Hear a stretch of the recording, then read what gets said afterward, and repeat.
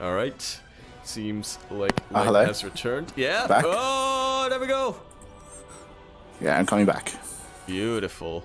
I kicked you, by the way. So Nice. just re-inf once again. Once you are in. Is Azure back? I messaged him. Let me know when you're back. Okay. Responsible. Yeah. My internet cut off as I was praising Chappie, so I don't know. Well, I don't know if that's a sign. I was just saying that, like, Chappie, compared to someone like Azure, like, he's like an up and comer, so it's really exciting to see him perform, like, in our tournament, and see like how he does, right? Because, like, again, like, players like Chappie and Oreo, they're more recently GMs. They aren't like like really well known, I guess, in the Australian pro scene, or they aren't as known as some like Azure or Probe, Pepe, Pez, like these players. They aren't as established. So it's really cool to see them compete. yeah, absolutely. I agree. Yeah. I said Pepe and Pez. Ah, so not Puppy. Nah, not Puppy. Not Puppy. No. Chappie now asking us what the likelihood of Azure proxy raxing again are. About 40-40. 40-40? Yeah, 40-40. 40-40. I mean, he did proxy 2 games out of the 3, but to be fair, he didn't look that strong in them. But again, Demi did scout that second one, so that kind of does lead to why it wasn't as potent as he would have hoped. If we want to go back to the Wonderskate game, I feel like Azure was in a fine position, even though his proxy got scouted. He got his Reapers out, and Demi was already making a response. I feel like he would have been fine if he just floated back home and made some got his defenses up and transitioned to a normal macro game. Potentially, like if he had gotten a tank instead of a cyclone and tried to defend. I guess I agree, because Demi wasn't that aggressive afterwards, right? He only had like 3 or 4 Ravagers. So potentially he could have gone home and defended and tried to turn it into a regular game. But it was his decision, right, to be more aggressive and to push out, and it just didn't work out for him in the end. Yeah, I'm trying to just sort of get into the mind of Azure. If you're in that position, what makes you go? What is it that makes you go, oh, okay, I'm gonna go from proxy double Reaper Axe to proxy Marauder? He might have just gotten a little bit flustered. Potentially, it's also possible that after the scouted and failed proxy racks, he thought, well, maybe I can transition this into a regular game. But Demi's the kind of player who, if you're starting with that sort of deficit, like, it's really hard to get an advantage. Like, it's possible that that's the way he was thinking, and he was giving like a lot of respect to Demi and how good he is, like, in a macro game. And you're talking about a macro game where Demi has this advantage, right? Yeah, we are getting into game number 1. I just realized that their portraits are Dark versus Maru. Oh shit. Yep, game versus 1 of the lower bracket finals, which is a best of 3, as opposed to the rest of the bracket, which is the rest of the lower bracket, which is a best of 1. And speaking of which, here we have it in the top right-hand corner of the map, sliding in the top right-hand corner of the map. He is the player who we were talking about, trying to theorize about. He is guided by the grace hands of Mari himself. He is the Green Terran. Oh, he's green because Jenner is green wings. He is the Green Terran, playing for Team Legacy Esports, but not representing them. I forgot to change casting tool again. Oh. God damn, Yaku. You had all that downtime. Luckily, Chappie is the guy already in, I'm pretty sure. So, he is Green Terran. He is not proxy raxing. He is Azure. Ahai. And in the bottom left-hand corner of the map, sorry, in the bottom left-hand corner of the map, telling us that he was gonna roach run, but changing his mind in the last second. Just didn't feel like he had it in him, and you can't really blame him because the roach rush is not really something that you can really, you gotta be feeling it in order to do it, right? You can't just suddenly say, I'm just gonna, you can't just, you know, suddenly somebody tells you roach rush and then you do it. No, the roach rush is something you gotta really be feeling it in your soul in order to do it, right? He's the Red Zerg representing and playing for SC2 Swarm as well as Australia. He is Papi Chappy. Papi. Papi!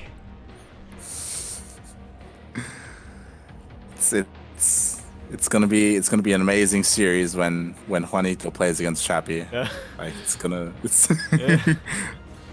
Yeah. We gotta make it happen. Yeah. You almost said Nation Wars. But yeah, we do see, as you noted, we don't see a proxy coming out of Azure. You know, he's playing pretty straight up, pretty standard. I don't know how often these two players have played against each other. I know that Azure is familiar with Chappy because they met at BrizCraft. Yep. As we were all there. And he does, like, he should, like, you know, respect or like, you know, recognize Chappy's skill as another GM, as another competitive player in Australia. So we'll see how they go.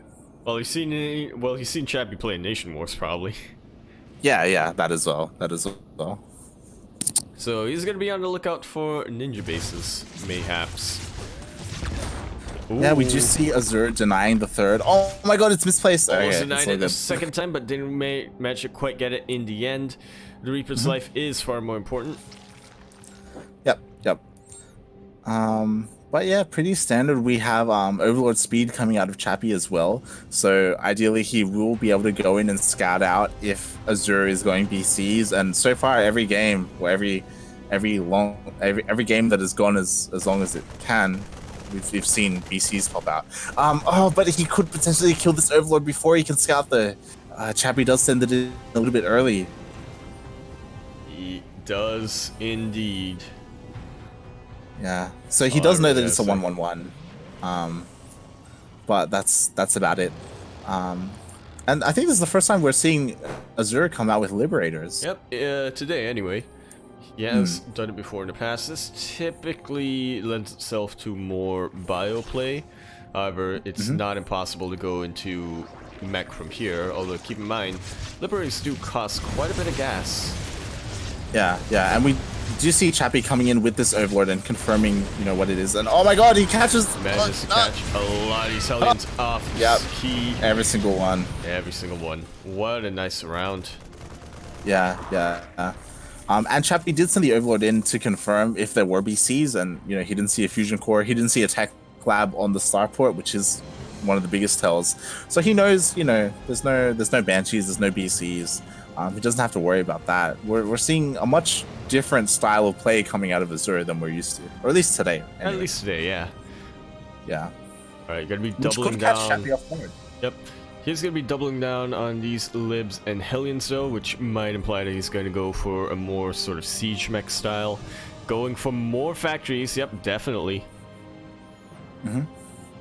Man. Yep. Liberator Hellion is something that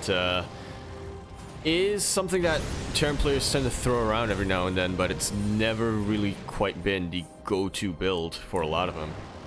Yeah. That's an interesting siege location. Even though it's a different like composition, we are still seeing mech coming out of Azure. Yep. And Chappy should be. They did beg him to go bio, but they did. Azure, Ahai, does what is necessary. Yep, he makes it happen. Makes it happen. Have 2 armories on the way, and he does have this force of Hellions. Unfortunately, not as big as he would like, as those 4 Hellions were surrounded earlier on. But he can still make things work with this. And what? What are they? They're attacking the gas. Stop, Queen! Stop! There are Hellions in the third. What are you doing? There are drones dying as we speak. Stop! Oh god, now there's a liberator. They come back. God damn it! Oh my god, 15 drones go down and more to come. 21, 22. Lib does get chased away now, but yeah, damage was a little too much too soon. This is a lot of damage. So many drones getting killed. Yep, and such a nice choke point to kill. Basically reset the link count. Gonna get a larva as well. Nope, not able to. I just to turn into an egg just in time. That was what Azure needed. Hey, he gave up like 8 Hellions in a Liberator for like 25 drones. Oof. That was yeah, that was just about what Azure needed. Yeah. It's gonna take a lot for Chappie to come back into this. We are seeing roaches coming out, which I guess is what you would expect against Battle Mech. We do see an infestation coming down as well, so he is looking to tech up and get into Hive as quickly as possible. But again, like losing that many drones that early on, it really hurts. Absolutely does. Yeah. yeah. I blame the Queens. What were the Queens doing? God damn it. Sure. You know, that extractor only had 2-3, so they had to figure out what was wrong with it. Sure. God damn it. Yeah, maybe it's not the Queen's fault, it's the extractor's fault. Exactly. The extractor was just so juicy to attack. It was just so tempting to attack. Yeah, I think I suppose one key difference between Chappie and Demi is Demi really likes his early Spire. Like, you could say, oh yeah, Chappie took a lot of drone damage too, but not really. I mean, that wouldn't really affect the Spire timing though, would it? Depending on the gas, yes or no. Right. At the same time though, you could argue that Demi going for that fast Spire was a response to the 111 BCs. I'm not sure. Because they wouldn't be as useful in a game like this, I imagine. I know, I feel like Demi is just a player who really likes Aspire. Yeah. Whereas Chappie, he's one of the more like, I'll get Aspire when it's opportune, when the time is opportune sort of player. Yeah. Alright, we could see our first little scuffle here on the map. Oh, these Ravagers could flank this position and jump right on top of one of the tanks, but does not get it in the end. Allows the army to reposition. Which allows I feel like Chappie's army is too small. Like there's not much here. There's like a handful of Ravagers. Alright, everybody can shut up about Azure not going bio now. He's got 2 Marines with this army. Yeah. There we go. Alright, this trying to get some corrosive biles on top of the tanks, but it's just a little too late. And now literally backed into a corner of Chappie's army is right now. Yeah, and he's forced to get all these Lings as well, which I don't think is ideal, especially against all these Hellions. Like, I don't know, like this is what happens for losing all of those drones early on. He had to waste all this larva and money on replacing those drones, and that forces his current army to be smaller now, and he doesn't have enough to overwhelm. I don't think he might just about have it if he's able to jump on top of these tanks while the rest of the army is out of position. He is doing a fairly good job of doing this. Yeah. All right, there we go. There we go. That's just about what he needed to.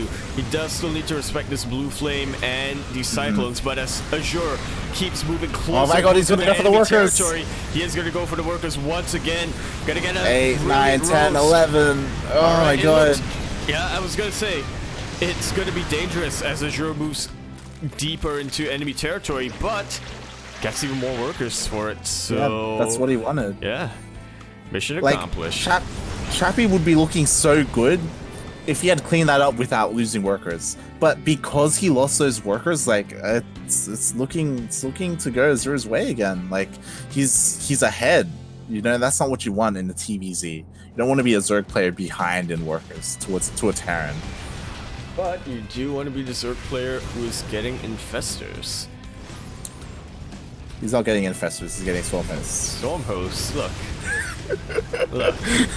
I was thinking, what's that unit that you get from Infestation Pit? What's that You're unit like- that's you're not like- behind the Infestation Pit? You're like, I know, you do want to be the one getting infested. You do And he's wanna not. be getting infestors. That's the still. problem. Exactly, yeah. But you do want to be getting infestors. Most and powerful we spellcaster see- in the game. Yeah, and we see Nidus coming down as well, so we will see some Swarm Host harass, which, you know, this could work wonders if he catches Azure off guard.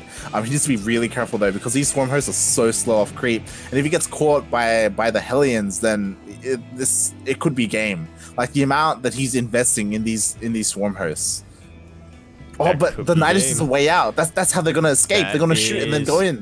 Big brain plays coming down here from Big our brain. Australian Zerg player.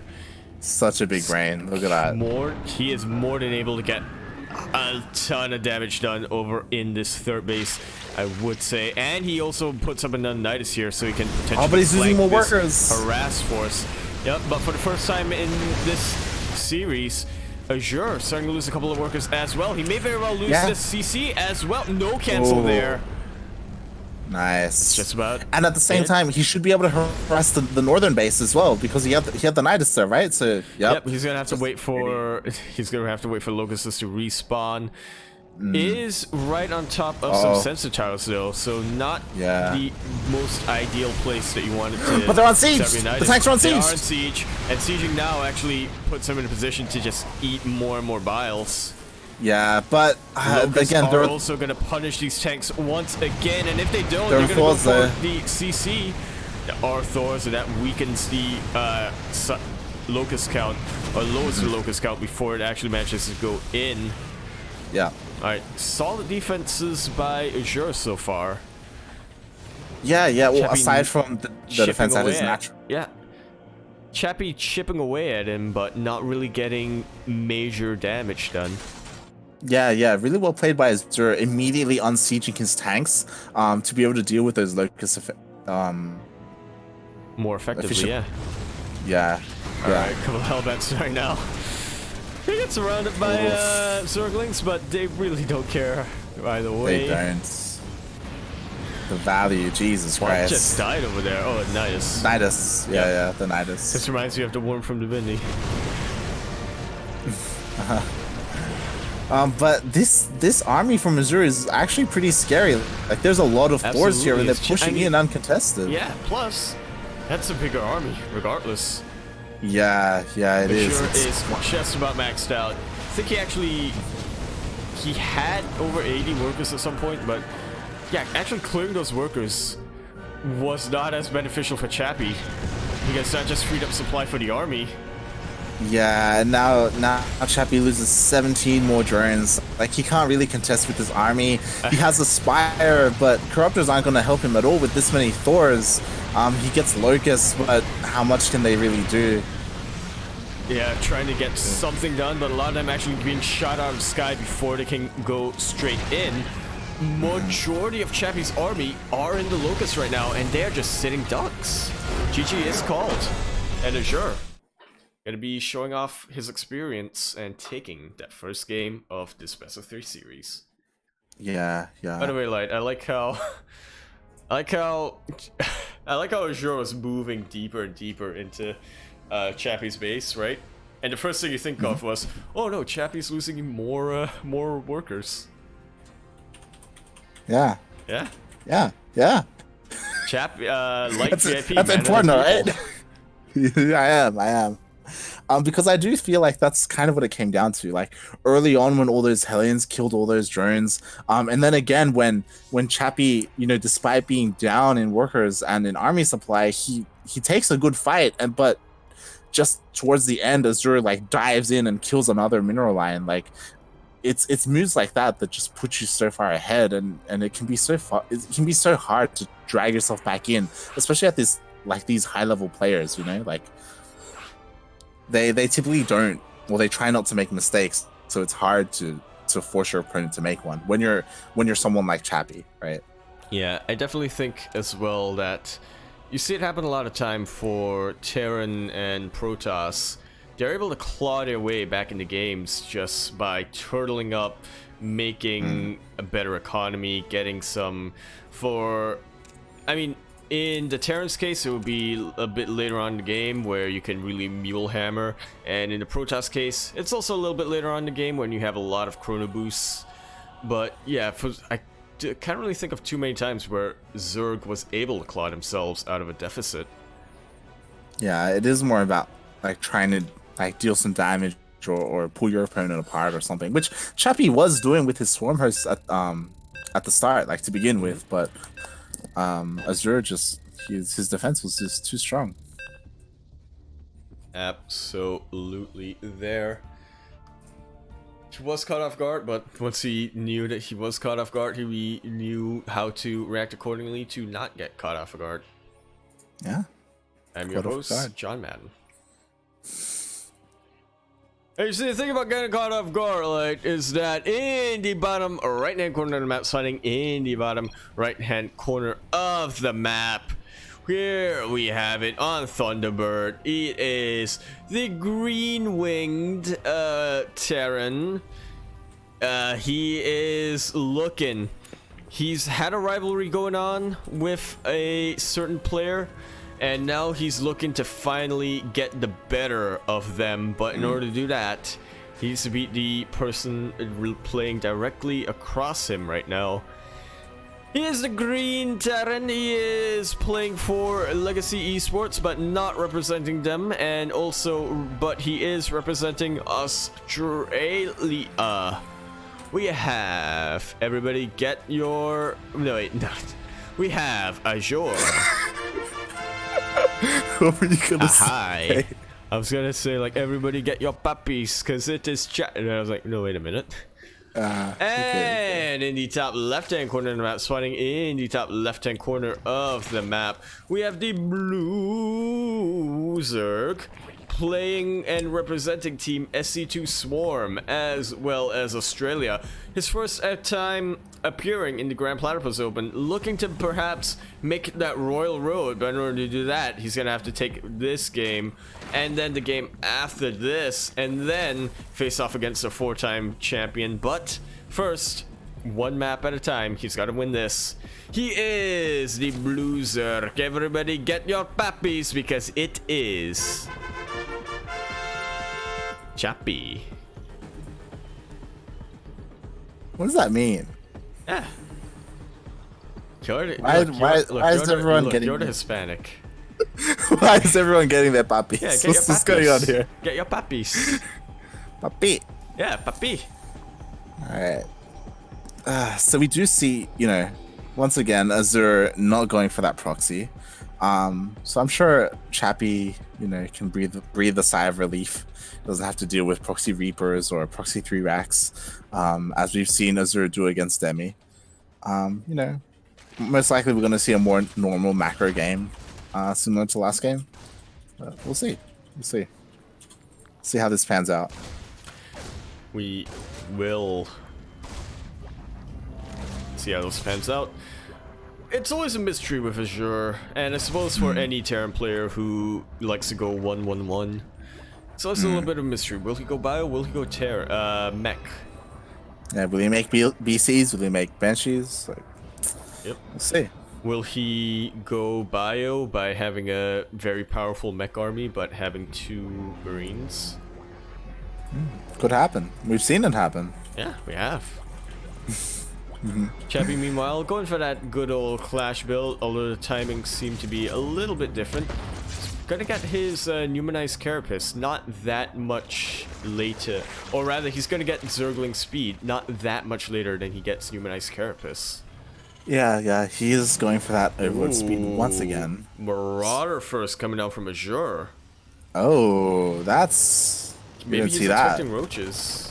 Maybe he's expecting some sort of 2-base all-in or something. Wait, did he saw the third, right? He did see the third. Yeah, okay. So I don't know, maybe he's just being Oh no, safe? this is Hellbat Marauder. Oh, yeah, this is a 2-base push. This is a 2-base push. This and is a Azure 2-base punish push. Hold on. I think Azure denied the scout. No. He got The the Overlord armory got in. after the Overlord left, yeah. Well, the Overlord's coming back in now, so hopefully he does see the armory. Maybe not, depending on where he's hidden it. Oh, he's moving, inching it closer and Yeah. closer, and now Oh! he sees it. Did he? He does. But He does, one yeah. has to wonder what he expects from looking at that armory. I mean, he should know that that means Hellbats, so he should be getting ready for it. Whether oh my god, it might be too late though. It might be no concussive shells out from Azure right now, I have to say, so not going to be able to get that slowing effect. He's not gonna have roaches. He may have. He's morphing mains now, which he desperately needs to hold this off. He doesn't have any static defense, so it's all on the queens right now. Is entirely up into the queens. A lot of these Zerglings just gonna go straight into fire. Oh, but the Banes are gonna finish. They're gonna finish. Right on top of the Banes. But not they able didn't to deal as actually much. kill off. Yep, dealt quite a bit of damage, but not able to kill off. Yeah. Maybe mentioned no, not even the Marauders. And now, Not even. This is a barbecue right now. Yeah, he kills the medevac, but that's it. Like, the Hellbats are still standing strong. He has Lings, but what can Lings do against this many Hellbats all come together? And he's killing the Aliens as well. Across the map. This is a bit of an oofy. If Azure can protect his Marauders, that's the Roaches as well gonna go down. Yeah, he has Roaches though. This is it. He does have Roaches. But he is protecting his Marauders, not quite getting the damage that the shots off that he needs. Nice little flank here with the Lings. Manages to bruise the Marauders quite a bit, but they are still alive and they are still killing Roaches. I think he holds. I think he just about holds though. Yeah, he's got reinforcing Lings, and now he can counterattack as well. Lings not being the ideal unit you want to counterattack because there are probably Hellions at home, but he may be able to deny the third. At home.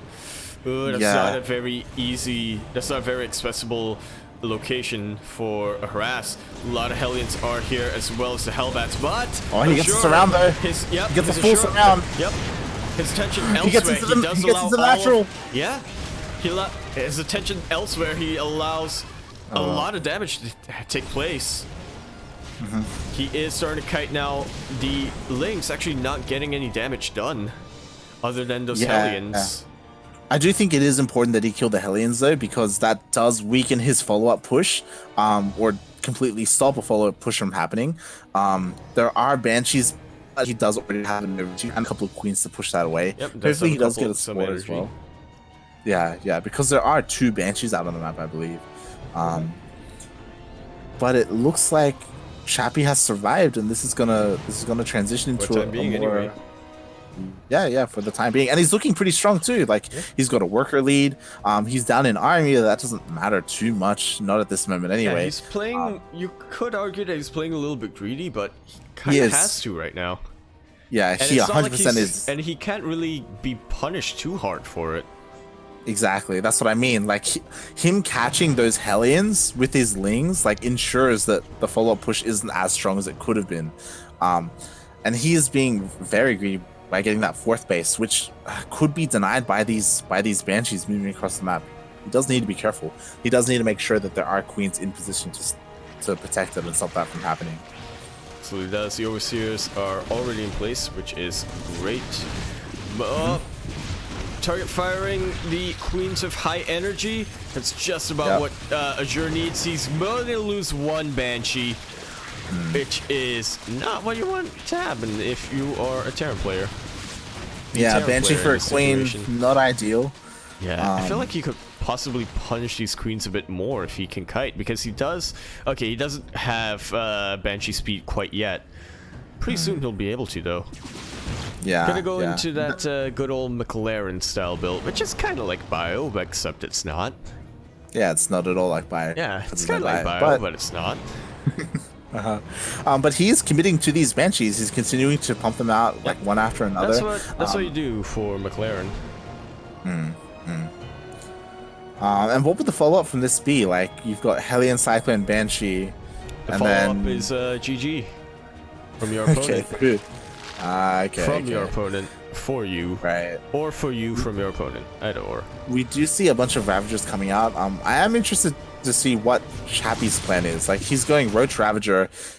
Will he go for Swarm Host again? Because I do feel like he does like that sort of style, or will he go for Broodlords or Infestors?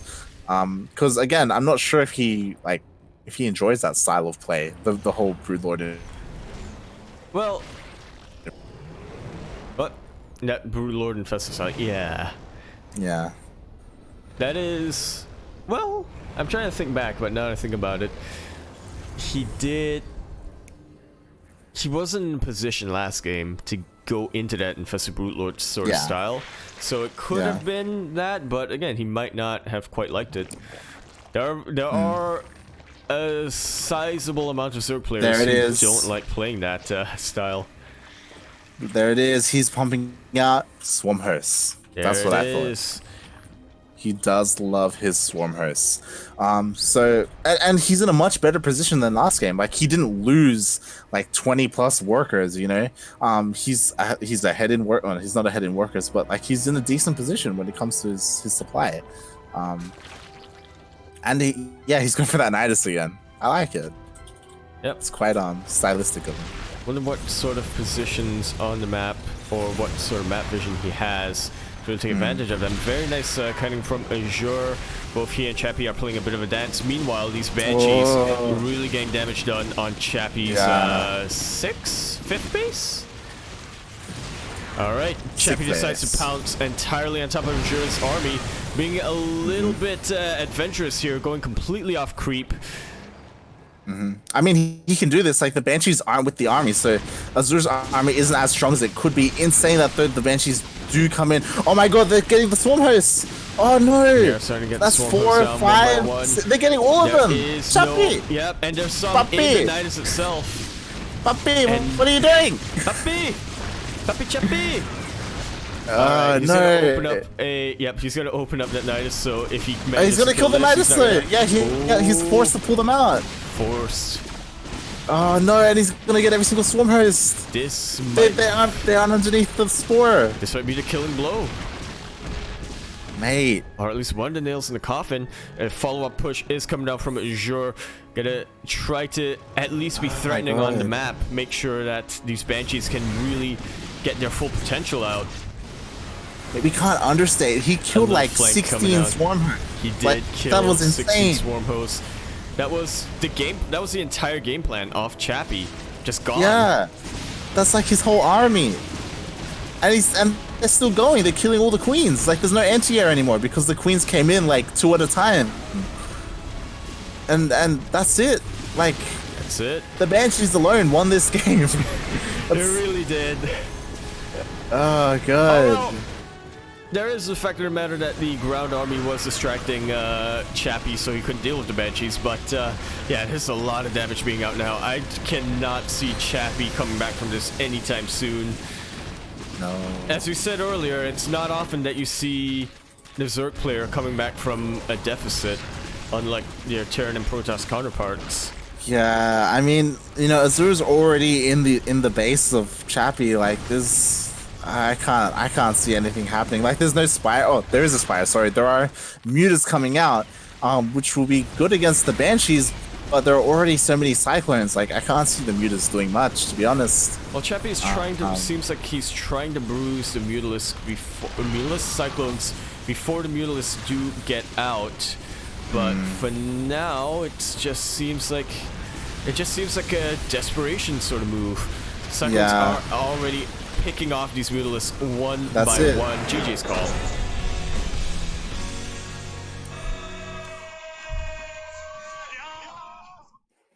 And there we have it. Azure, our second grand finalist in the 5th Grand Platypus Open, in another rematch against Demi.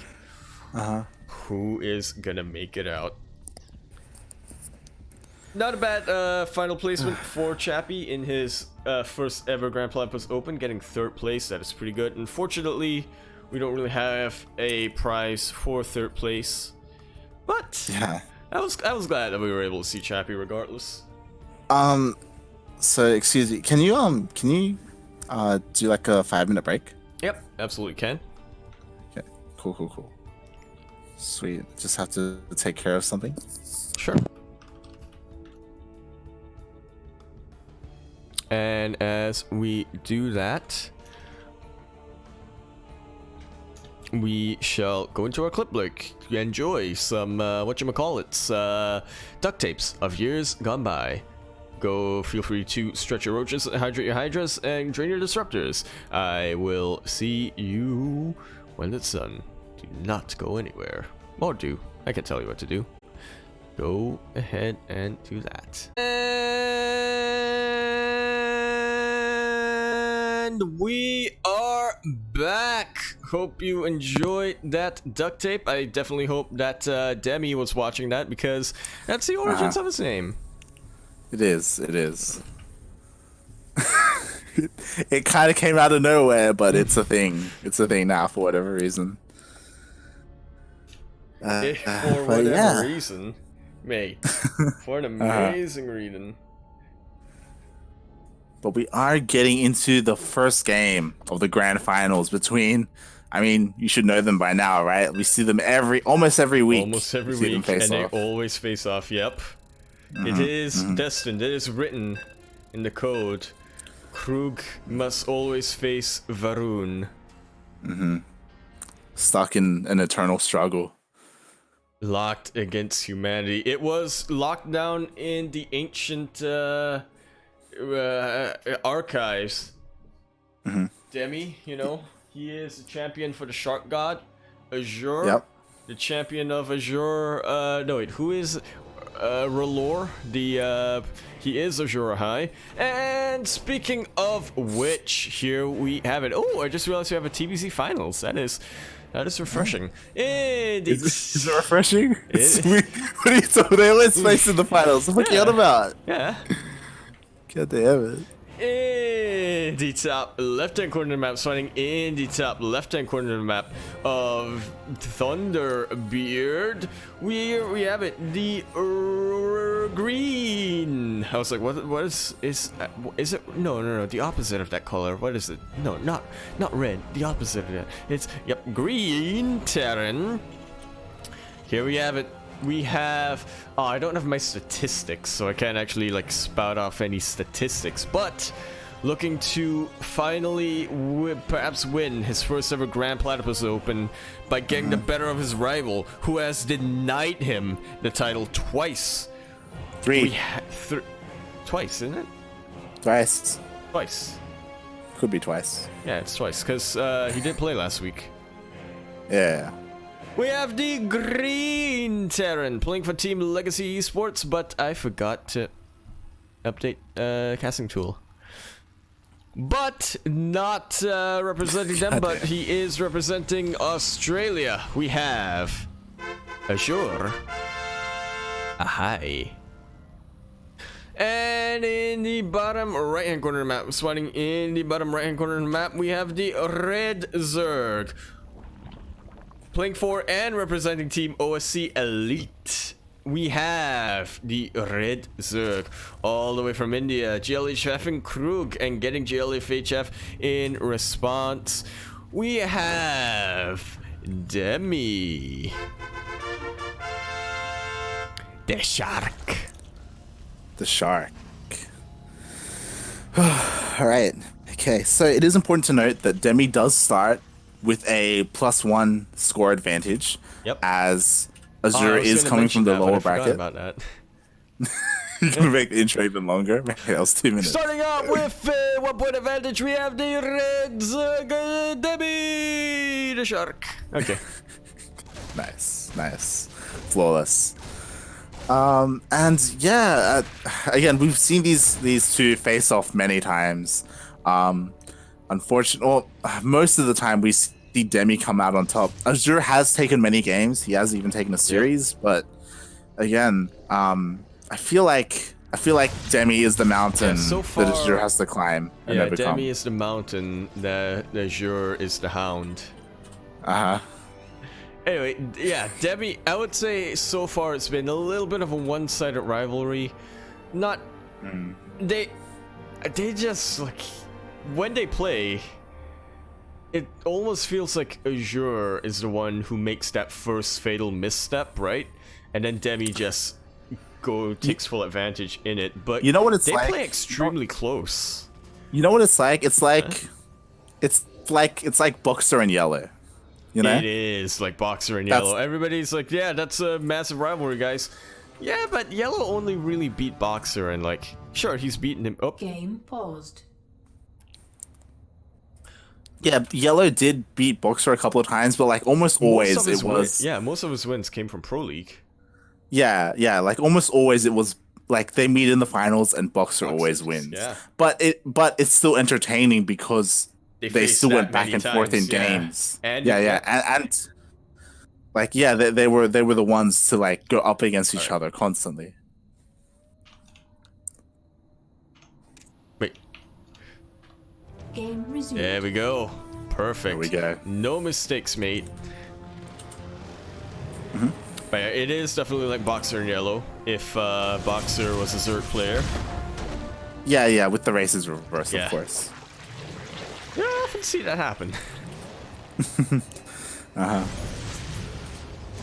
But or I guess the other one would be, I guess, for StarCraft. No, it's still StarCraft one. Flash and Jaedong. Yep, Flash and Jaedong. Could also go for, if you want to go for Wings of Liberty, could go for MMA and Dongrigu. If you want to go for early Heart of Swarm, could go for Innovation and Soul Key. Well, not really, because they didn't face that many times. Not really. That was more of an artificial rivalry. Could go for, if you want to go for early Heart of Swarm, you go for Jaedong and second place finishes. But yeah, anyway, when it comes to the game, we do see Azure once again going for that 1-1-1 opening. Heavy Hellion style once again. Yep. Yeah, but we don't see a fusion core. Once we again, don't gonna go into mech. Yeah, we don't see a BC follow-up though, which is what he did almost every game against Demi. Yep, he's going for Banshees this time, and I suppose he saw just how effective this sort of McLaren style was versus Chappie. He's gonna try it on Demi now. Yeah. So, you know, mixing things up, you know, keeping Demi on his toes, you know, Azure's not going to play the same way, which is one of the nice things about Azure, right? We do see him mix things up. He is a player you know, who I think has shown the most variety in the Grand Platypus. Yeah, for sure. You know, poking in with his Hellions, poking in with his Banshee, but not quite finding anything. There are already spores in place, as well as queens. But he doesn't lose his Banshee, so, you know, it's always there threatening to deal some more damage. Absolutely, especially when he's able to pile on and get more and more Banshees. What's that CC doing there? The CC flew to the wrong place. It thinks as a science vessel, like a really big science vessel. I'll help out, guys. I'm coming out. I'm gonna land. Guys, turn into a planetary. Yeah, I'll get some irradiate down. Go home, CC. You're drunk. It's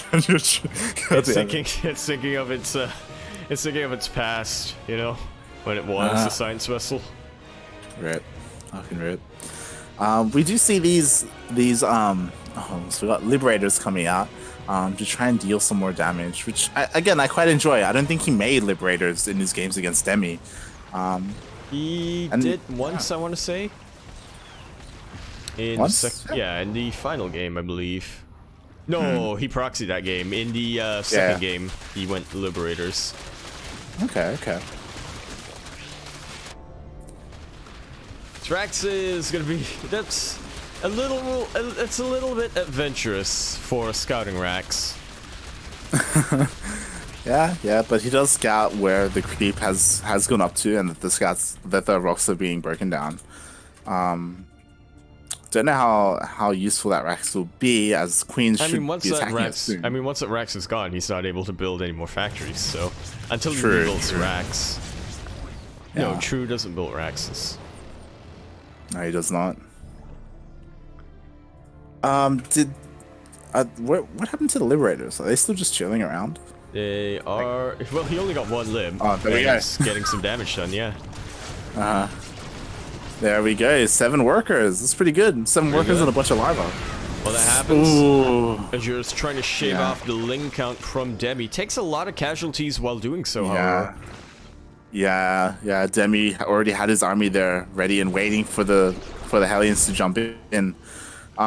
But you know, it's okay. Like I think it's worth it. Oh, I wouldn't say it's worth it, but you know, he can afford it, I should say.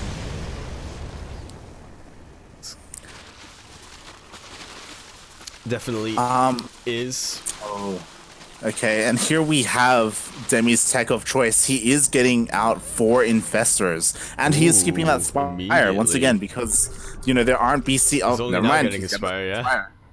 And it does immediately get scouted though, so Azure does know that the corruptors are coming. They are a ways away. Unfortunately though, he doesn't know about the infestors. He doesn't know that they're already out.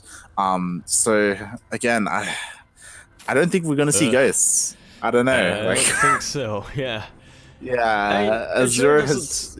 I mean, I get the impression that Azure is not a ghost mech player, just in general. So. From what we've seen, we haven't really, This one SCV traversing the match map, dodging SCVs just to repair this one Banshee. And we do see Azure push into the middle of the map, clearing creep, and really push away this off army. His muscle, flexing his muscle a little bit. Is forced into a single sort of location. Okay, the infestors are shown. Yeah. Are shown, but they are all moving into tank fire. Does Ratchet sort of dodge of these tank shots, instead forces them onto the Ravagers. The Lotlings do come in to support though, are drawing quite a bit of friendly fire. Yeah, but he does break through. And he does ultimately crush Azure's army. He has a handful of tanks left, and the Banshee, like, not quite enough to push in anymore, especially with these reinforcing queens. They weren't even a part of the first fight, and now they're here ready to transfuse and support with anti-air. And yeah, Demi just going straight into his Greater Spire is... Yeah, he's already getting Corruptors, he's already getting the Greater Spire. Yeah. He knows that he's crushed Azure's forces. He knows that he's safe to do whatever he wants for quite a while before he needs to really worry about Azure having an army again. It's also important to note that in that fight, Demi had 4 infestors and he only lost 1 of them. So they all survived. They're regaining their energy. Low energy infestor as well. But yeah, this is looking a little bit rough for Azure. I feel like he should be expanding more. Like, Demi hasn't really been aggressive this game, and I feel like Azure should be taking advantage of that and maybe like double expanding even to try and compete with Demi, because as it stands, like, I don't know, he's just gonna get out teched, out macroed. Yeah, absolutely. This is a very vulnerable base though. Demi is gonna go in to clean this out. That's a lot of Hellions that are more than likely he's gonna lose them. Though. Yeah, he's gonna lose all of them. I mean, you could look at it and say, yeah, he lost a mineral line, but that's only 12 workers for, what, 10 Hellions? I feel like he could have achieved the same amount of worker kills with half the Hellions. Like, yeah, absolutely. Yeah. And now he's lost them all, so he doesn't have them to buffer for the tanks. He still has a couple of Hellbats, but again, like, trading inefficiently like this, like, he can't keep doing this. Yep. Demi does still have to sort of respect this force though. He cannot just sort of aim straight in. You say that, mate. He does have to be a little careful though. He does have to be careful though, not to get into range of those Thors. Because that's a lot of Thors that are just popping the Brute Lords one by one. Is bruising up those Thors. But there isn't much to protect them. All the Thors are going down. There's one left. Yep. The transfuses go down for Demi. Really doing your job, and most of these all the Thors are down. Well alive. That's it. That is completely it. Demi. He just had the right response every time to whatever Azure thrown at him, or had thrown at him, and now he's reaping the benefits. Again, I do feel like this does come down to the fact that Demi was being pretty defensive this game, and Azure didn't take advantage of that. I feel like he could have overly aggressive at some points. For sure. When he could have like been taking more bases to compensate for this, for trading like this and still being able to rebuild a strong enough army to continue to play like this. correct, right? To continue to be aggressive. I suppose that's two philosophies. The idea that, you have more workers than me, I will produce more to catch up. Or, you have more workers than me, I'm gonna kill them so you're down to my level. Yeah. But it's not, it's, you know, pick appropriately. You have choices, I do like this though. There is like this large Hellion force going in, but there aren't any workers because of the Liberator. Yeah, I mean, he should know that. He should know that the workers are there. Oh my god, we're chasing the workers down! Catch them. Oh no, but the army's here. He's getting caught off, yep. Yeah. Ugh. Ouch.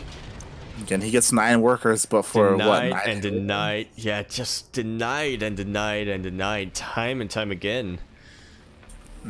Azure just really wants to do damage when he is getting that damage done, but at a price. Yeah. His army is comparable in size, so there is that, but not in utility though, yeah. Yeah. But again, it does kind of depend in the engagement that we see. Yep, there is a lot of a buffer here for the Brood Lords over here right now. There's a battle happening outside the natural on the side of Demi. Happening right now on the natural on the side of Demi. He's blocking it off with the evac. He is. These Hellions have drawn most of Demi's ground forces away, and now there's just not that much of a buffer for these Brood Lords. For the Thors there. The Thors are coming in, but the Queens managed to waddle in just in time to transfuse all of them. Thors are starting to go down, and GG is called. Azure. Oh boy, man. The same thing happened. He sent all of his Hellions to harass, which meant the Hellions weren't there to protect the Thors from the Broodlings. Like the Thors, there was nothing there, so they were just tanking Broodling shots, and they couldn't out DPS them. They couldn't kill the Brood Lords fast enough, as fast as the Brood Lords were killing the Thors. Yeah, exactly. Alright. Yeah, that has got to be painful, because Azure had a plan. He had a plan he was doing and steps in those plans, but he didn't have any contingencies in place. Demi just denied him each and every time. And that's just painful. That is when you try so hard but you just get denied. It just feels like you're getting bludgeoned over and over and over again. Yeah. I do have a lot of respect for Azure though, like, you know, again, he hasn't had the best record against Demi, but he keeps playing anyway. Like, he keeps fighting. He can take maps. I'm sure he knows that he can win a series. This series, even against Demi, he just needs to, just calm down, focus, and execute. He does have the ability to do this. He just needs to get in there. Absolutely. He is making a little bit of a strange choice right now. His opponent already on match point, Demi already on match point, Azure not going for his comfort pick of Winter's Gate, instead choosing Disco Bloodbath. Yeah. I wonder, he has to have something in store, right? Proxy of some kind. Because Azure always picks Winter's Gate when he is the decider. That's his comfort pick. And he knows that this could very well be the last game of the series. Like, in saying that though, like, we've seen Azure proxy twice now against Demi, and it just hasn't gone the way for Azure. One of the games went completely unscattered. The other one was scattered straight away. Both times though, Demi was able to come out on top. I don't know. We'll have to see if Azure has something special planned for this, like a specific kind of proxy that he's confident in. Or he might have realized that his only game that he took from Demi in this tournament run wasn't Disco Bloodbath. And when you look at that game, you can see exactly how and why he was able to do so. The bases that Demi was taking were all completely spread out, so he was able to take advantage of the fact that he had a slow, immobile army compared to his own harass forces. That's true. We did see Azure win last time he was on this map against Demi. So maybe he's looking to do that again. In saying that though, Demi should be aware of that, and he should have a counter to that, I would imagine. Possibly. Man, the tension is killing me, man. The suspense is killing me. I want to know how this game plays out. And And speaking of which, the player who will play this game out and show us how this game plays out, it is the Green Terran. He is been knocked down, but he keeps clawing back in, but keeps getting knocked back down by the same person, but he keeps going after the same person, fighting the same person, but he keeps getting knocked down again and again and again. Can he actually reverse fortune this time? He's gonna need to win this game, the game after this, and the game after that to claim his first ever Grand Platypus Open Championship. He is the Green Terran, playing for Legacy Esports, so not representing them right now. And also the nation of Australia, we have Azure. Hi. And in the top leftish area of the map, spawning in the top leftish area of the map, we have it, the Red Zerg. He looks unstoppable. Absolutely unstoppable. Especially in this tournament where he dropped one map, I want to say. Just one map so far. From Azure. Yeah, he only needs to win this game, and he's taking his 5th, you heard that right, 5th GPO title in a row. He is the Red Zerg, representing Team OSC Elite, as well as the nation of India. We have Demi, the Shark. How many GPOs does he need to win to be called like the Great White? Some shit. Great White. I just assumed to call him the Platypus. Well, the Platypus. Well, but he already has the shark. He has the shark thing. I feel like you have to add on to that, right? Right. Like, yeah. So it's like his first win, he's like a little shark, right? Little sharky, left shark. Sure. Second win, he's got like a, I don't know, like let's say. No, actually, let's go by multiples of 5. Or multiples of 3. Either or. We'll figure it out. We'll figure it out. But it goes by tiers, right? At the top tier, it's gonna be the Great White, right? Below that, you have like the Bull. Below that, you have like the Tiger. No? But the Bull is pretty down low. It's got to be like the Great White. The Bull is and then like the Hammerhead. Really? The Bull is like a really aggressive sort of shark, though. Yeah, I guess.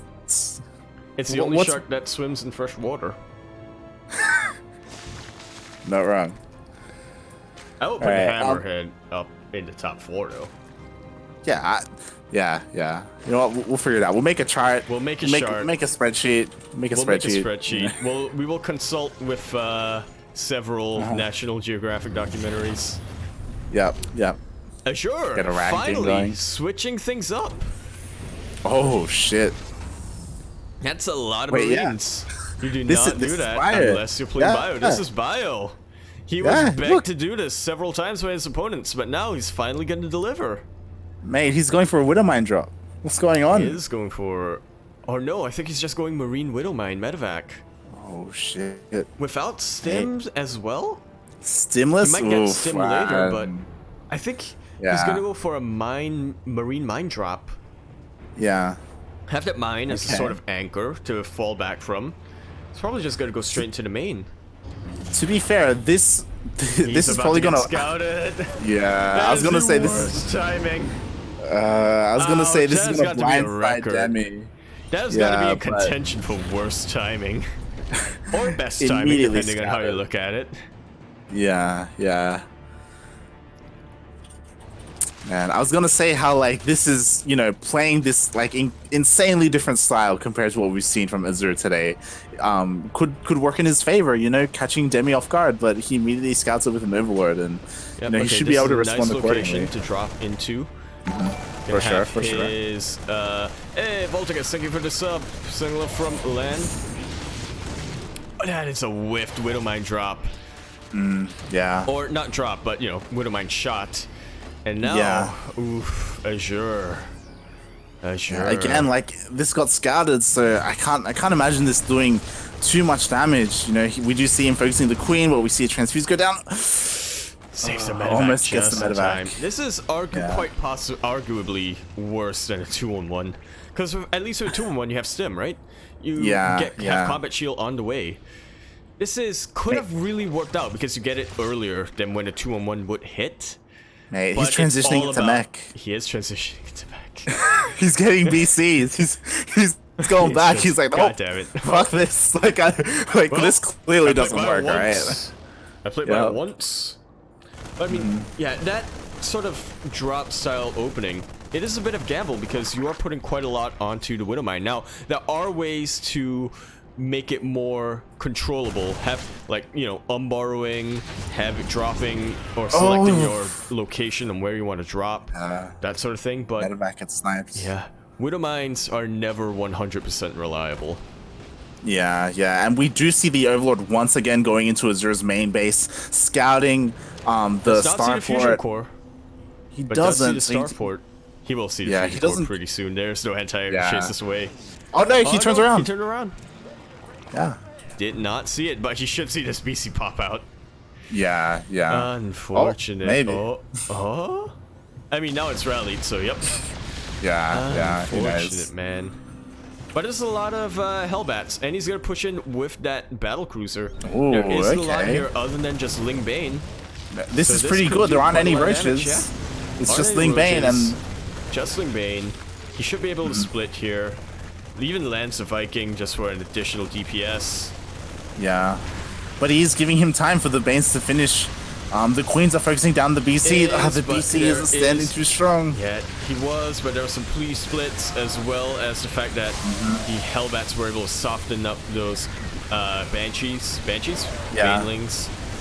Okay, a lot of forces, a lot of everything is actually dying right here. A lot of Zerglings but there are a lot of Queens. Melting. There are a lot of Queens, and they're finally able to put their sort of muscle onto the Hellbats.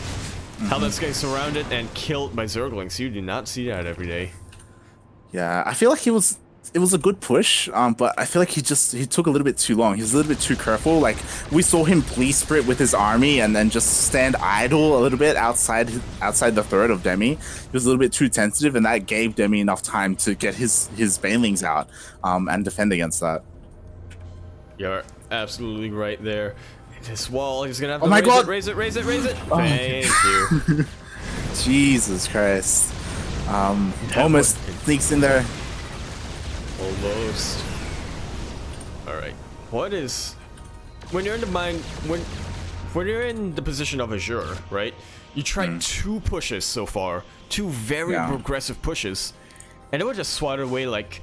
Okay, sure, the second push did get a couple of kills, shaved off the Ling count, got a couple of queens, but still, you wanted to do a lot more damage than you actually got done. Yeah. Do you just try again? As Azure? Because it seems like that's what he's looking to do. Well, I like what he's doing now, and I feel like this is what he excels at. It's just like hitting like one place and then another, like stopping creep spread, and then getting into the main bases when he can, you know, like trying to slip around and deny vision.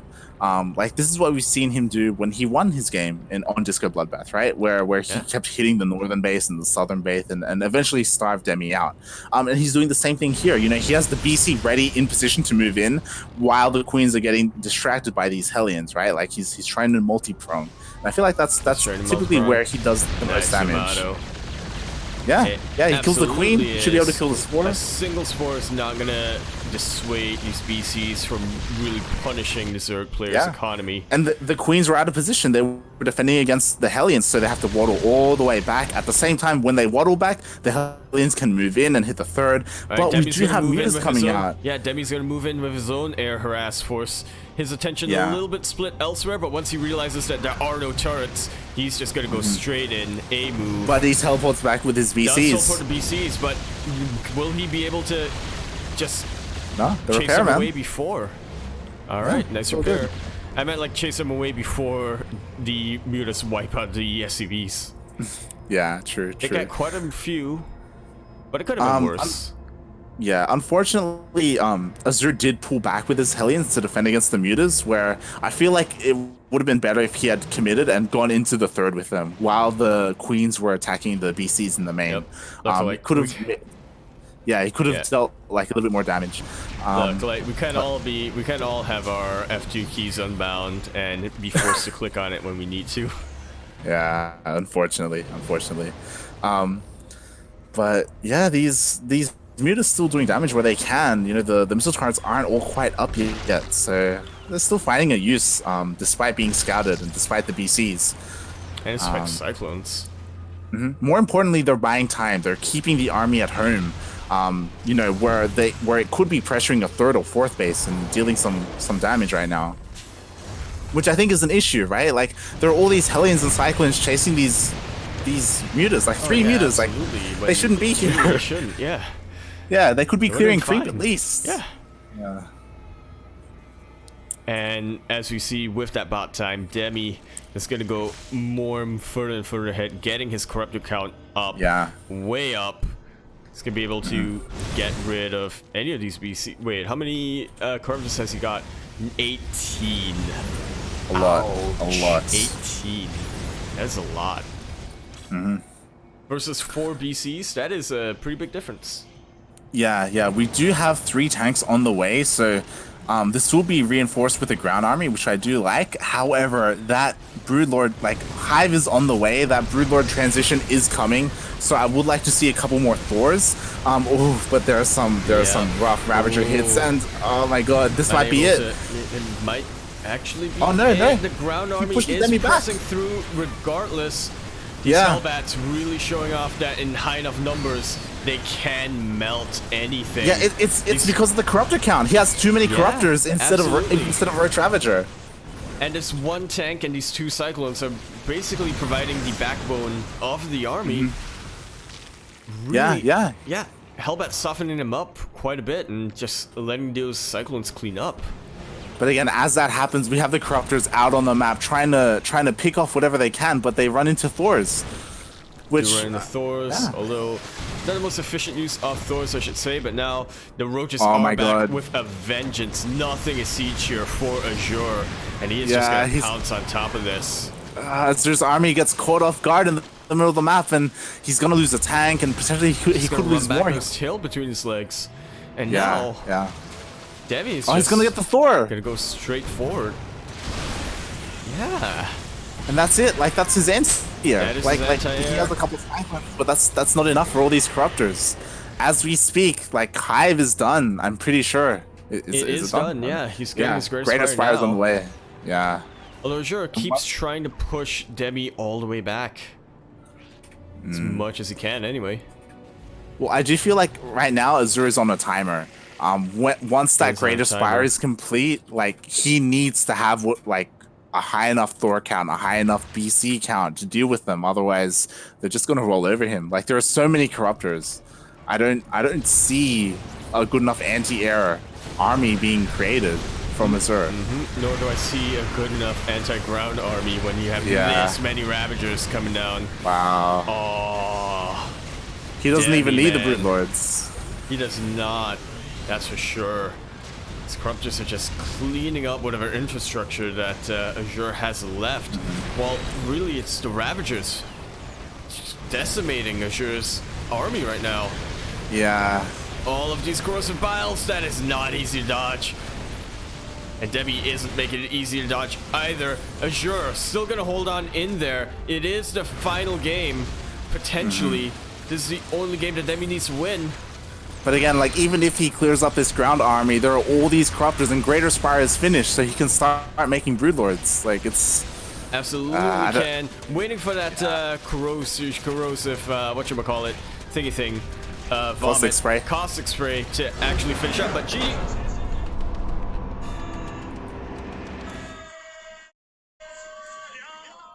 That has got to be the best we've seen Demi in a Grand Platypus Open. He looked completely unstoppable today, man. Yeah, that's probably the most, as you said, the most dominant we've seen Demi, and wow, just takes the win 3-0, and that's, how many is that? 5 GPOs in a row. 5. G on top of G. Who can stop him now? Who can stop him? Who can stop him? I know Azure can. It's an uphill battle. I know he can though. In saying that, you know, we don't have to keep seeing the same Azure and Demi finals. Like Demi wants it. He's talked to Probe about it. He wants Probe to play, but we don't see him. Where is he? He's too busy streaming. He's too busy streaming. Yeah. If you're watching, if you want to spread this out to other C or OCE players, like I want to get Miyamaka in here. I want to see a ZVZ Miyamaka versus Demi. Oh, that's what I want to see. Stuff. That's gonna be stuff of legends. That's gonna be amazing. That is massive. But yeah, spread the word. This is a fairly new tournament, so not all players are aware of it. Yep. In saying that though, like we do have some pretty good regulars already, which like Demi. Is pretty, like Demi, like Azure, Justice, Simon, Uplay. We've got Oreo and Chappie. Like, yeah. Well, Chappie just signed up today. True. You're like, true. Yeah, we got a regular. It's his first appearance, man. I mean, he's signed up multiple times. This is the first time he's playing. There we go. There you go. And yeah, just spread the word out. We should probably go to the SAC guys about this. For sure. And yeah, thanks for watching, everyone. Exclamation mark Macherino in the chat. If you wanna, we still have a couple of codes that can still be used. If you want to contribute to the prize pool, that is for absolutely zero cost to yourself. Well, actually, I don't know about that. You might have to, like, some personal reservations, and But if you would like to contribute, you can do that.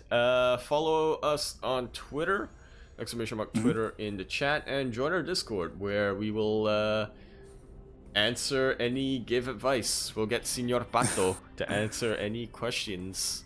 Any questions. And if you enjoyed our casting, then you can watch us again on Wednesday, as the two of us, we usually cast VTL together. Vietnam Team League. That is going to be round 5, I believe, and it will be the third or second last of the group stage. Yeah, we still have 3 more rounds of the group stage for Vietnam Team League. So it's more important than ever. We are the English casters for that, so do come around on Wednesday.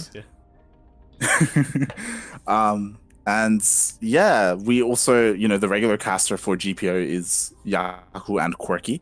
Unfortunately, Quirky regular production as well. Yeah. Unfortunately, Quirky wasn't available today, so I've subbed in. But yeah, you can find him at Quirky Casts. Make sure he's all right. And yeah. On Friday, on Twitch and Twitter. Yeah. And on Fridays, we host our amateur events, whether it be Sea Duckling Open or Master Swan Open. And that is not a for regional. lower Those league are players. those are actual opens. Yes, they're open to all regions, but they are restricted to MMR or League. Yep. Yeah. All right. But yeah, I think that's it from us. About it. I keep thinking that there's something we're supposed to promote, but I can't actually think of what it is, so Out of Depth, Kerwin SC2, actually, no, Kerwin LZ on Twitch, Tuesday, 3 p.m. Israel time. That's what? I forgot about that. That's what? Yeah, that's what, 2 p.m. Central European? And it'll be like 11 p.m. for me, so... Yes, Yakuzaku and Kerwin are starting a new podcast called Out of Depth, where they go in and talk about StarCraft balance. They talk about they go over replays. Their main area of expertise are Terran, as they are both Terran players. I don't know how it's gonna go. You're very confident in about. You seem to know what our content is, which is good because I don't. The premiere will be this Tuesday. Yep, Tuesday. And I'm very interested to see what Kerwin is going to pull out. Kerwin is the one hosting it. Yaku is but a guest. You should be able to see that live over at Kerwin LZ on Twitch. And I don't know what to expect. Nor I. But I'm sure it will be entertaining at least. I've heard there will be a karaoke section at some point. Yep. Potentially. As well as a balance wine section. So yeah, Do you Well- do you look forward? yeah, I'll be looking forward to it. Yeah, we'll see. Sure, a lot of memes will be And- made out of it.